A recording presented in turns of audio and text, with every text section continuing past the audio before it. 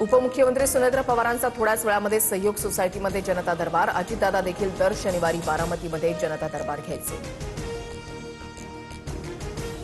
विलीनीकरणानंतर राष्ट्रवादीचे नेतृत्व दादा करणार होते। राष्ट्रवादीच्या साप्ताहिकातून शशिकांत शिंदेंचा मोठा दावा, तर पक्ष मजबूत करणं हीच दादांना खरी श्रद्धांजली ठरेल, लेखामध्ये उल्लेख।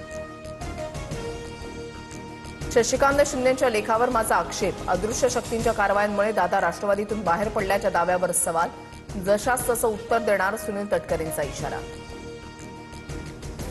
अजितदादांना फोन केला, यात माझा काय दोष, सहकाऱ्यांसोबत बोलू शकत नाही का, मला आणि तटकरेंना टार्गेट केलं जातंय, अनौपचारिक गप्पांवेळी प्रफुल्ल पटेलांचं वक्तव्य।